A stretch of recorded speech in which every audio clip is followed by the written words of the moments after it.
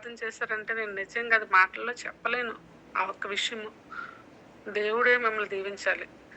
ప్రార్థించిన వారందరిని దేవుడు దీవిస్తాడు తప్పకుండా. అవునండి. ఆ దినం అలా వెళ్ళిపోయిన తర్వాత వెంటనే వాళ్ళు ప్రాసెస్ కూడా ఏమి చేయలేదు సాటర్‌డే. వెంటనే 1:00కి స్టార్ట్ అయింది. 1:00కి మన మీటింగ్ స్టార్ట్ అయినప్పుడు సర్జరీకి స్టార్ట్ చేశారు. పాపకి సర్జరీ తీసుకెళ్తామని చెప్పి వాళ్ళు డ్రెస్ వేసి వాళ్ళుంచారు. ఉంచగానే నాకు చాలా భయమేసింది. భయమేస్తే ఎప్పుడు స్టార్ట్ అవుతదని మీటింగ్‌ని అలా చూస్తున్నాను నేను అలాగన. ఎందుకంటే వెంటనే ఒక్కసారి ఫోను చేసి వెళ్ళే ముందు ఒకసారి లైవ్‌లో డైరెక్టర్ యేసు పాపని చూపించి ప్రార్థన చేయించాలని ఎంతో ఇదయ్యామనమాట. ఎంత బాధున్నప్పటికీ మీట్ కోసం మేము ఎదురు చూసాం ఆ రోజు. ఎందుకంటే నా సహోదరులందరూ ప్రార్థన చేస్తారు పాప కొరకు. భారం కలిగని మేమెంతగానో అయితే ఎదురు చూసాము.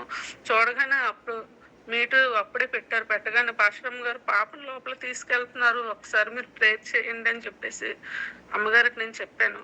చెప్తే వెంటనే అమ్మగారు కూడా ప్రార్థన చేశారు. ఎంతో ఏడ్చారు. ప్రతి ఒక్కరు ఏడ్చారు నిజంగా. తను నా బిడ్డని నేను అనుకోలేదు గానీ మనందరి బిడ్డని నేను ఆ రోజు అనుకున్నాను నేను.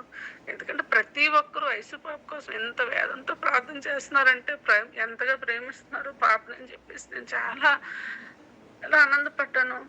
ఎంతో వేదన ఏదైతే మనం మీట్‌లో ముందుగా వెళ్ళేటప్పుడు పాపని లోపలికి తీసుకెళ్లారో, ఆ పాపకి మత్తు కూడా ఇవ్వడానికి కూడా వాళ్ళు ఇష్టపడలేదు. ఎందుకంటే అంత ఏడ్చిందనమాట పాప బాగా. తను అలా మత్తులోనే రోజు అలా ఇండిషన్ ద్వారాగా ప్రయాణం చేస్తుంది గనుక భయపడిపోయింది బాగాను. ఎప్పుడైతే మనం ఇంట్లో ప్రార్థన స్టార్ట్ చేస్తారో ప్రతి ఒక్కరు ప్రార్థన అయినంత వరకు ఆ తర్వాత సర్జరీ జరుగుతూనే ఉందక్కడ. కంప్లీట్‌గా 2 అవర్స్ సర్జరీ జరిగింది పాపకి. ప్రార్థన ఆరంభంలోనే స్టార్ట్ అయిన సర్జరీ లాస్ట్‌కి ఎండ్ అయినప్పటికి పాపని నా చేతిలో పెట్టారు. లాస్ట్ ప్రేయర్ చేస్తున్నారు పాస్టరమ్మ గారు. పాపని తీసుకొచ్చి మా చేతిలో పెట్టారు. మీ పాపండి సర్జరీ కంప్లీట్ అయిపోయింది. చేశాము. అయి రిమూవ్ చేయడం అనేది మనకు ముందే తెలుసు గనక ఆ సర్జరీ అని మనకు ముందే తెలుసు గనక అది రిమూవ్ చేసాము. పర్వాలేదు. టెస్ట్‌కి పంపించాము. ఆ టెస్ట్‌లో బావుంటే పర్వాలేదు. లేదంటే ఫర్దర్‌గా ఇంకో నిర్ణయం తీసుకోవాలని చెప్పారు. ఆ రోజు అప్పగించారు. వెంటనే పాపని తీసుకొని వార్డుకొచ్చాము.